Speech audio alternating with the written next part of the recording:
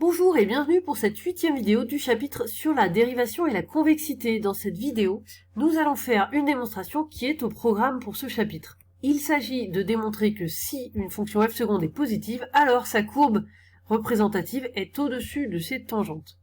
Dans le cours précédent, au petit 2, nous avons vu les propriétés que nous avons admises qui disent que toutes ces propositions sont équivalentes.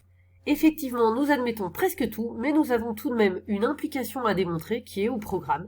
Il s'agit donc de démontrer que si f seconde est positive, alors la courbe représentative est au-dessus de toutes ses tangentes. C'est parti pour cette démonstration. Donc il s'agit de démontrer que si f seconde est positive, alors sa courbe représentative est au-dessus des tangentes. On doit donc se placer dans le cas où on a une fonction f pour laquelle f seconde est positive. C'est ce qu'on fait. On définit donc f une fonction deux fois dérivable pour laquelle f seconde est positive sur l'intervalle i. Et nous allons démontrer que la courbe est alors au-dessus des tangentes. Alors comment traduire le fait que la courbe est au-dessus de ses tangentes pour savoir exactement ce qu'il faut démontrer? Voici un graphique pour comprendre la situation. Ici nous avons donc une courbe en bleu, une courbe représentative, et une tangente en orange. La tangente, elle est tangente au point d'abscisse petit a qui vaut 2 ici. Alors donc nous voulons démontrer que la courbe est au-dessus de la tangente, c'est-à-dire que si on prend une abscisse x quelconque, et qu'on regarde le point qui correspond sur la tangente qui ici s'appelle A, et le point qui correspond sur la courbe représentative qui ici s'appelle B, eh bien le point B est au-dessus de A. C'est ce qui se passe sur le dessin et c'est ça que nous voulons démontrer. Or, dire que B est au-dessus de A, c'est dire que YB, l'ordonnée de B, est plus grande que YA, l'ordonnée de A. Donc pour traduire cela, il faut que nous puissions écrire ce que vaut YA et ce que vaut YB, ce que valent YA et YB.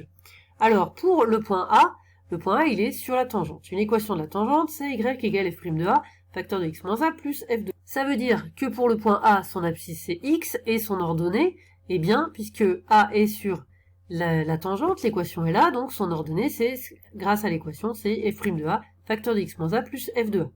Pour le point B, son abscisse, c'est aussi x, et son ordonnée, puisque B est sur la courbe, eh bien son ordonnée, c'est f de x, donc YB, c'est f de x.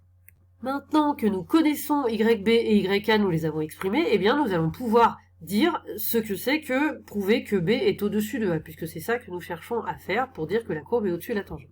Donc B au-dessus de A, ça revient à dire que YB est plus grand que YA, donc en passant YA à gauche ici, ça nous donne YB moins YA plus grand que 0, et on remplace YB par f de x, et YA par tout ça, donc ça nous donne finalement f de x moins une parenthèse avec tout ce qu'il y a pour YA, donc f de x moins f' de A facteur de x moins A plus f de A, plus grand que 0. Ça c'est ce que nous cherchons à démontrer. Pour démontrer ceci, nous allons appeler cette différence d de x. Donc d de x c'est f de x moins, entre parenthèses, f' de A facteur de x moins A plus f de A. Donc l'objectif c'est de montrer que d de x est positif. Pour cela, on étudie la fonction d. Donc d de x, c'est ceci. J'ai développé simplement, puisqu'ici on a un moins devant la parenthèse, on peut développer tout ça, ça fait moins f' de a fois x, en développant ici, f' de a fois x. Là on a moins f' de a fois a, mais comme il y a un moins devant la parenthèse, ça fait plus f' de a fois a. Et ici on a le moins devant la parenthèse, qui change aussi ce signe-là, donc moins f de a. Donc ici j'ai simplement développé tout ça. Donc d de x c'est égal à ça. Cette fonction d, eh bien on peut la dériver. Alors allons-y, d'abord ce premier terme, eh bien on dérive, ça fait f' de x, ensuite ici.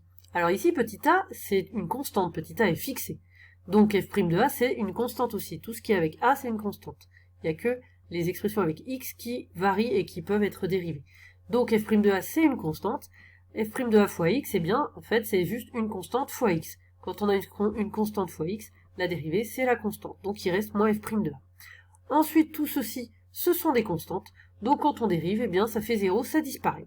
Donc la dérivée de d, on a d' de x est égale à f' de x moins f' de a.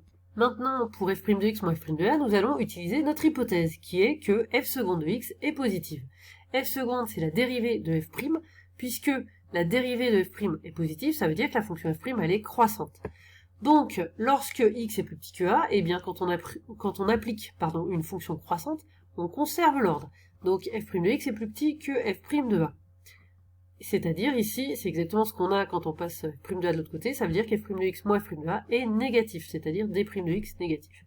Et puis, lorsque x est plus grand que a, on a toujours f' qui est croissante, donc f' conserve l'ordre, f' de x est plus grand que f' de a. Donc, de la même façon, ici, on en déduit que d' de x est positive. Avec ces résultats, nous pouvons établir le tableau de variation de la fonction d, puisque on a vu que d' est négatif quand x est plus petit que a, donc à gauche de a, on met un moins, et puis d' est positif quand x est plus grand que a, donc un plus ensuite, et d' vaut 0 en a, puisque c'est f' de x moins f' de a, quand on remplace par a, ça fait f' de a moins f' de a, ça fait 0. Donc voilà, nous en déduisons le tableau de variation, la fonction d, elle est décroissante et puis croissante.